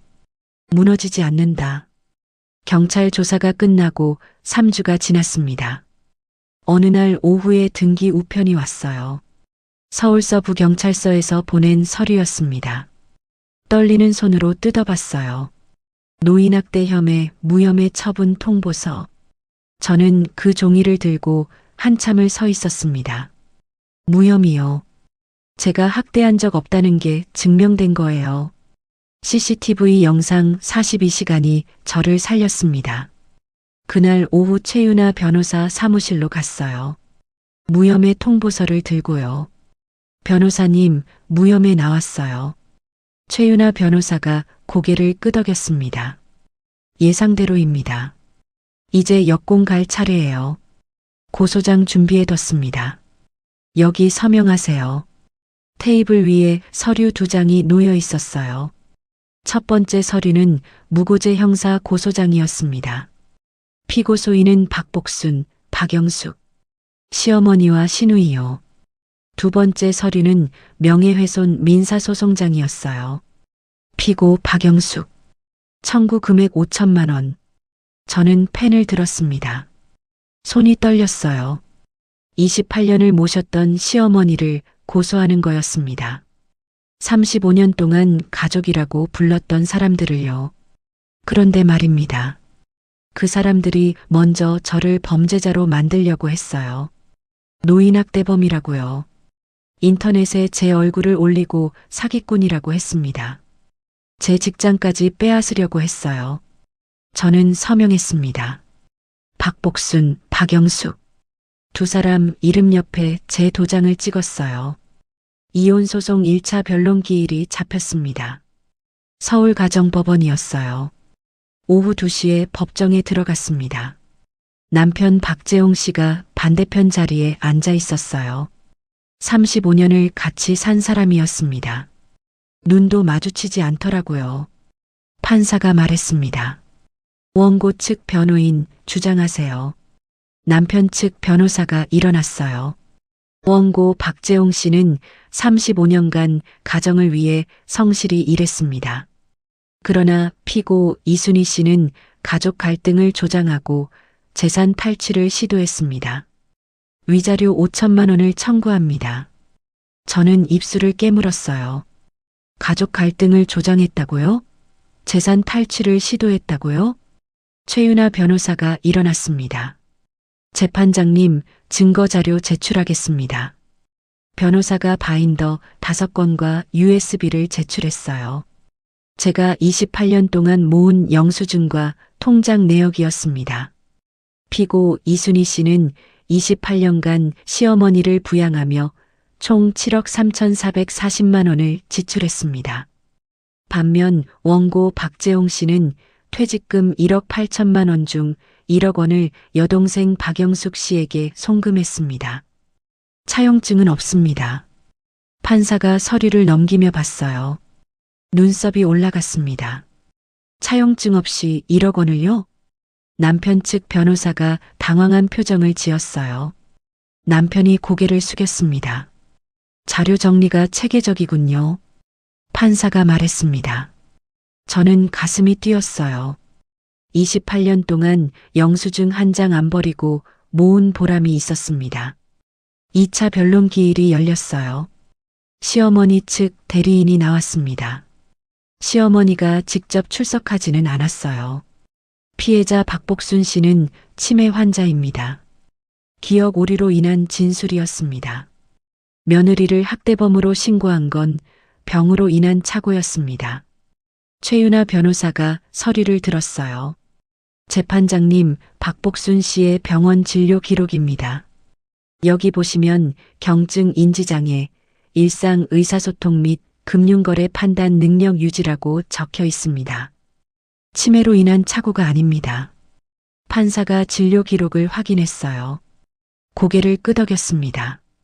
신우이 측 변호사가 일어났어요. 아파트 증여와 현금 이체는 어머니의 자발적 의사에 따른 것입니다. 강요한 적 없습니다. 최윤아 변호사가 휴대폰을 꺼냈어요. 재판장님, 녹음 파일 제출하겠습니다. 피고소인 박복순 씨와의 통화 내용입니다. 법정에 스피커가 연결됐어요. 녹음 파일이 재생됐습니다. 시어머니 목소리가 들렸어요. 영숙이가 사인하라고 해서 했어. 뭔지도 잘 모르고. 법정이 조용해졌습니다. 신우이 얼굴이 창백하게 변했어요. 입술이 파르르 떨리고 있었습니다. 저는 그 모습을 봤어요. 28년 동안 저한테 언니가 알아서 하지 했던 사람이었습니다. 팔순잔치 때 검정 비닐봉투 던지는 장면을 동영상으로 찍었던 사람이요. 친척 단톡방에 형분의 며느리 표정 보세요. 키읔키읔 올렸던 사람이요. 이제 그 사람이 법정에서 떨고 있었습니다. 3차 변론 기일 후 판사가 조정을 권유했어요. 양측이 합의하면 소송을 빨리 끝낼 수 있다고요. 하지만 합의는 불발됐습니다. 신우이 측에서 거부했거든요. 판결 선고 기일이 2개월 후로 잡혔어요. 저는 그 2개월을 기다렸습니다. 매일 밤 증거 폴더를 열어봤어요. 2847건의 파일이 거기 있었습니다. 제 28년이 거기 담겨 있었어요. 판결 선고일이 왔습니다. 서울가정법원 제5호 법정이었어요. 오후 2시에 판사가 입장했습니다. 이혼소송 판결을 선고합니다. 저는 숨을 멈췄어요. 심장이 쿵쿵거렸습니다. 재산분할 비율은 64로 결정합니다. 피고 이순희 씨 목 60%, 분할 금액 4억 1천만 원 확정합니다. 4억 1천만 원이요. 제가 60%를 받는 거예요. 저는 귀를 의심했습니다. 위자료는 역으로 원고 박재홍 씨가 피고 이순희 씨에게 8천만 원을 지급하라는 판결을 내립니다. 사유는 원고의 가사방기 및 부양 의무 불이행입니다. 남편이 저한테 위자료를 내라고요. 8천만 원을요. 남편이 저를 고소했는데 되레 남편이 돈을 내게 된 거예요. 저는 눈물이 났습니다. 참으려고 했는데 참아지지 않았어요. 같은 달에 명예훼손 민사소송 판결도 나왔어요. 신우이 박영숙 씨는 손해배상금 5천만 원을 지급하라는 판결이었습니다. 인터넷에 제 얼굴 올리고 노인학대범, 사기꾼이라고 한 대가였어요. 무고죄 형사 고소건도 결론이 났습니다. 시어머니 박복순 씨는 치매로 인한 책임 무능력 상태라서 공소권 없음 처분을 받았어요. 하지만 신우이 박영숙 씨는 달랐습니다. 무고죄로 기소돼서 벌금 700만 원 약식 명령을 받았어요. 모든 소송이 끝났습니다. 재산분할 4억 1천만 원, 위자료 8천만 원, 명예훼손 손해배상 5천만 원, 시위 무고죄 벌금 700만 원. 저는 법원 앞 계단에 섰어요. 최윤아 변호사가 옆에 있었습니다. 이순희 씨, 정말 수고하셨습니다. 최윤아 변호사가 손을 내밀었어요. 저는 그 손을 잡았습니다. 악수를 했어요. 변호사님, 감사합니다. 변호사님 아니었으면 못 이겼어요. 아니에요. 이순희 씨가 증거를 모으셨잖아요. 2847건이요.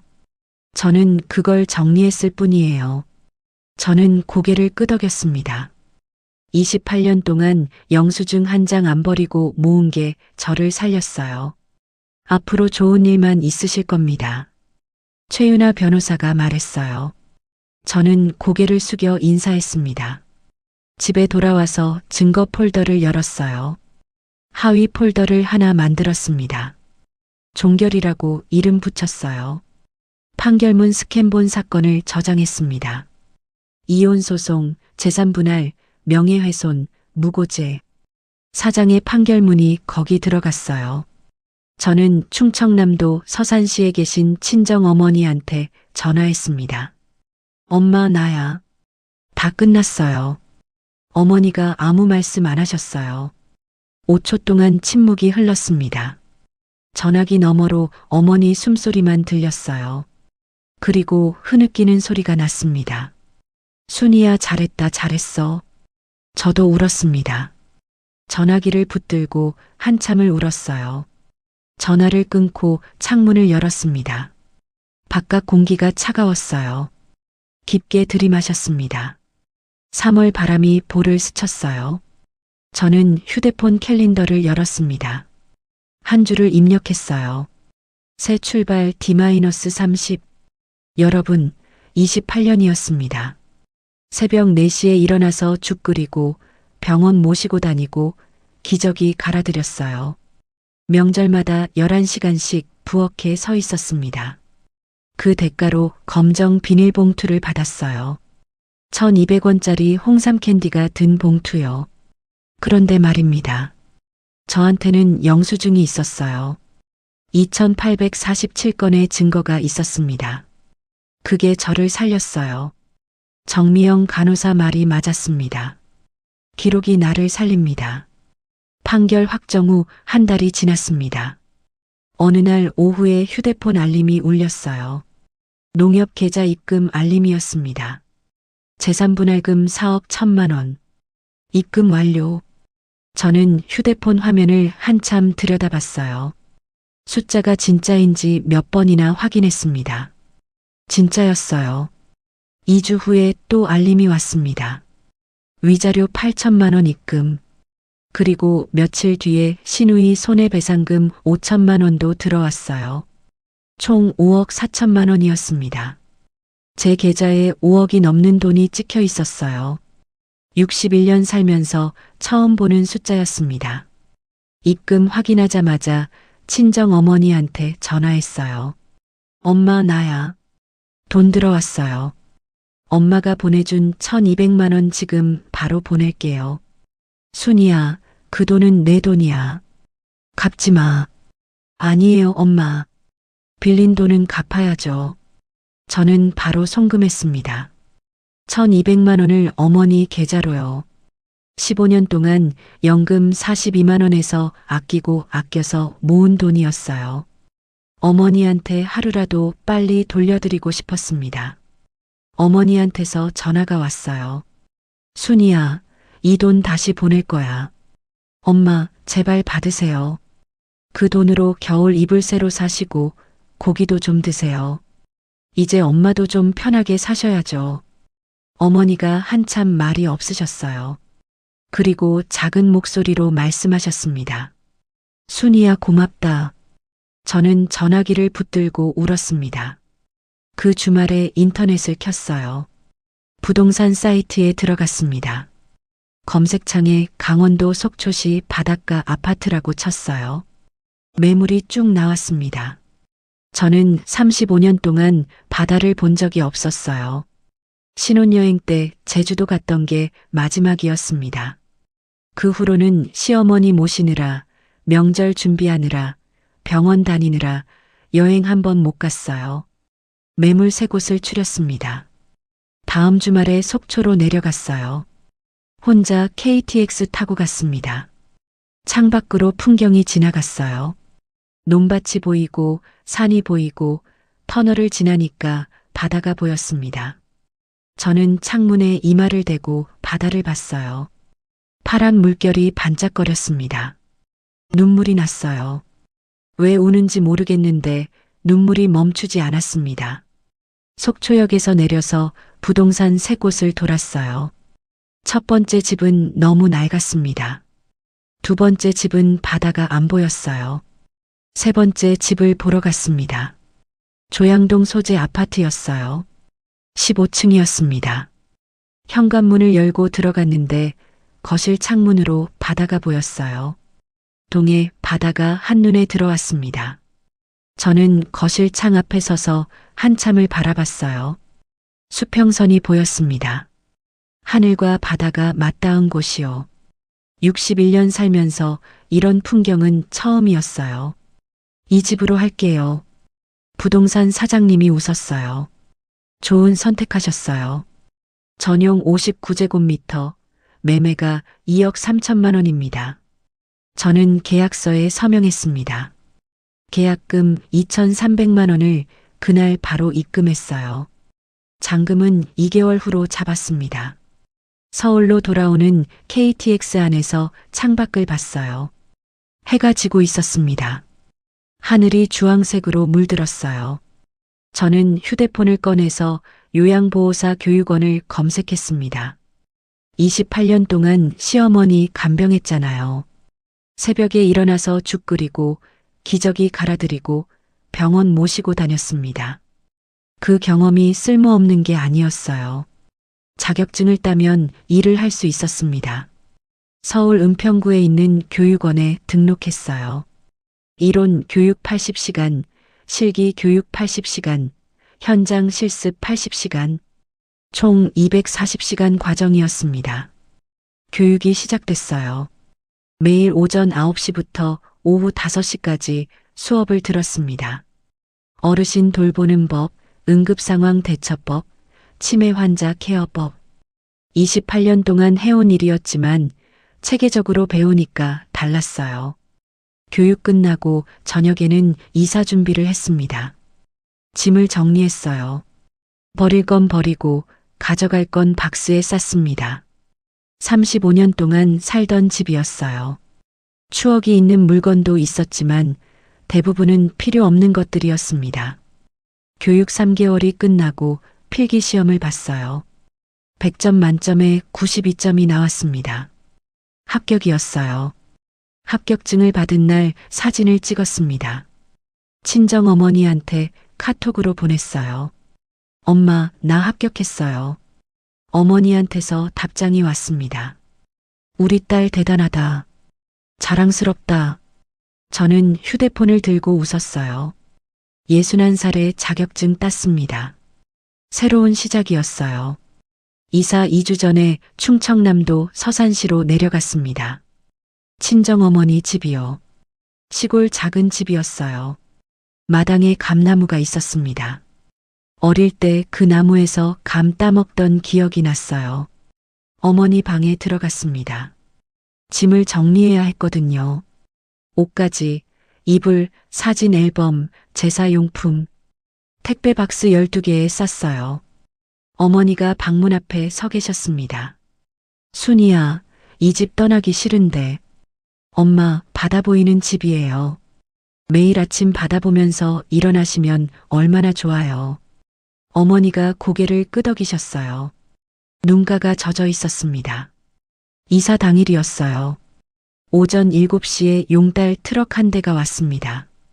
제 짐박스 18개, 어머니 짐박스 12개, 총 30개 박스를 트럭에 실었어요.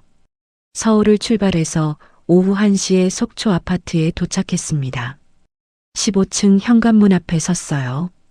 저는 어머니 손을 잡았습니다. 엄마, 들어가요. 현관문을 열었어요. 신발을 벗고 거실로 걸어 들어갔습니다. 거실 창문이 보였어요. 그 너머로 동에 바다가 펼쳐져 있었습니다. 저와 어머니는 창 앞에 나란히 섰어요. 5분 동안 아무 말 없이 바다를 바라봤습니다. 파도가 출렁거렸어요. 갈매기가 날았습니다. 수평선이 끝없이 이어졌어요. 어머니가 말씀하셨어요. 내가 86년 살면서 바다 보이는 집은 처음이다. 저는 어머니를 봤어요. 저도요, 엄마. 이사 후 2주 뒤에 요양원 면접을 봤어요. 속초시에 있는 요양원이었습니다. 정원 80명짜리 시설이요. 원장실에 들어가서 앉았어요. 원장이 이력서를 보며 말했습니다. 경력은 없으시네요. 근데 여기 보니까 시어머니 간병 28년이라고 쓰셨는데요. 네, 28년 동안 시어머니 모셨습니다. 원장이 웃었어요. 경력은 없지만 돌봄 경험이 28년이시네요. 저는 고개를 끄덕였습니다. 네, 매일 훈련했습니다. 이제는 제대로 배워서 하고 싶습니다. 원장이 잠시 생각하더니 물었어요. 다음 주 월요일 출근 가능하세요? 저는 심장이 뛰었습니다. 네, 가능합니다. 첫 출근을 했어요. 요양보호사 유니폼을 입었습니다. 하늘색 상의에 흰색 바지였어요. 거울을 봤습니다. 61살 이순이가 거기 서 있었어요. 새 출발이었습니다. 한 달이 지났어요. 첫 월급이 들어왔습니다. 218만 원이요. 저는 가계부 앱을 열었어요. 수입 항목에 입력했습니다. 2026년 5월 급여 218만 원. 제 손으로 번 돈이었어요. 누구한테 손 안 벌리고 눈치 안 보고 번 돈이요. 218만 원이 그렇게 클 줄 몰랐습니다. 한편 서울에서는 소식이 들려왔어요. 신우이 쇼핑몰이 폐업했다고 하더라고요. 소송 패소 후에 거래처들이 등을 돌렸대요. 매출이 급감해서 3개월 버티다가 폐업 신고를 냈다고 했습니다. 시어머니는 치매 증상이 악화됐어요. 경기도 양주시에 있는 요양원에 입소하셨습니다. 비용은 시누이가 부담하게 됐어요. 남편은요? 이혼 확정 후에 연락이 끊겼습니다. 공동명의 아파트 매각 잔금 정산일에만 문자가 왔어요. 계좌 확인해라. 그게 마지막이었어요. 35년을 같이 산 사람이었는데 마지막 연락이 문자 한 줄이었습니다. 속초 생활 3개월째였어요. 저는 매일 새벽 5시에 일어났습니다. 예전에는 시어머니 죽 끓이려고 일어났어요. 지금은 달랐습니다. 거실 창가에 앉았어요. 커피를 한 잔 내렸습니다. 창밖으로 바다가 보였어요. 해가 뜨기 전이라 하늘이 보랏빛이었습니다.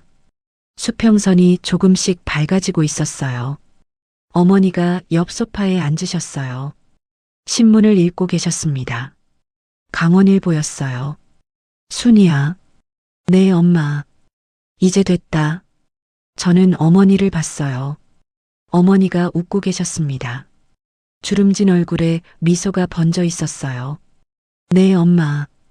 이제 됐어요. 요양원 출근 후에 담당 어르신을 만났어요. 87세 치매 환자분이셨습니다. 휠체어에 앉아 계셨어요. 제가 다가가서 손을 잡았습니다. 어르신이 제 손을 꼭 잡으셨어요. 그리고 말씀하셨습니다. 고맙다. 저는 허리를 숙여 인사했어요. 별 말씀을요. 그 한마디가 가슴에 와닿았습니다. 28년 동안 시어머니 모시면서 한 번도 못 들은 말이었거든요. 퇴근 후 저녁 6시였어요. 속초 해변 산책로를 걸었습니다. 혼자였어요. 바닷바람이 불었습니다.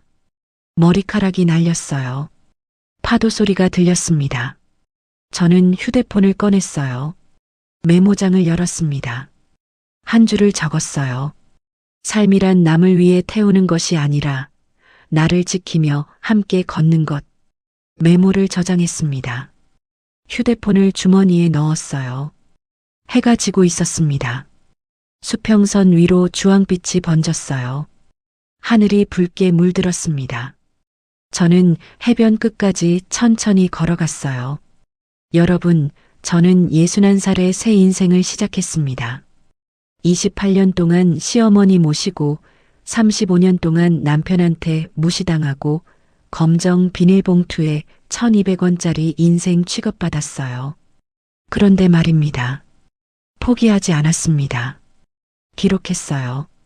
증거를 모았습니다. 싸웠어요. 그리고 이겼습니다. 이제 저는 바다가 보이는 집에서 삽니다. 친정어머니랑 함께요. 매일 아침 커피 마시면서 바다를 봐요. 요양원에서 일하면서 제 손으로 돈을 벌어요. 이게 제 새 인생입니다. 여러분, 35년 세월이 흐르고 나서야 깨달았습니다. 피를 나눴다고 다 가족이 아니라는 것을요. 진짜 가족은 내 아픔에 같이 울어주고 내 헌신을 알아주는 사람이라는 걸 이제야 알았습니다. 지금 제 휴대폰에는 여전히 그 증거 폴더가 있어요. 2847건의 파일이요. 가끔 열어봅니다. 영수증 한 장 한 장에 제 28년이 담겨 있거든요. 그 기록이 저를 살렸습니다. 매일 아침 바다를 보면서 다짐해요. 다시는 남을 위해 나를 잃어버리지 않겠다고요. 여러분도 저처럼 바보같이 참고만 살지 마세요. 억울할 땐 기록하시고 나 자신을 가장 먼저 아끼는 법을 배우셔야 합니다. 착하게 사느라 손해보지 마세요. 세상은 참는 사람한테 더 많은 걸 요구하거든요. 속초 바닷가 산책로를 걸으며 처음으로 깊은 숨을 내쉬어 봅니다. 61년 살았는데 이제야 제 인생의 진짜 주인이 된 기분이에요. 옆에는 친정 어머니가 계시고 창밖에는 바다가 있습니다. 이게 제 새 인생입니다. 혹시 지금 이 순간에도 혼자 소갈이하며 눈물 찢는 분이 계신다면 제 이야기가 작은 위로와 용기가 되었기를 진심으로 바랍니다. 이야기를 끝까지 들어주신 분이 계시다면 어디서 듣고 있는지 댓글 하나만 남겨주세요. 감사합니다.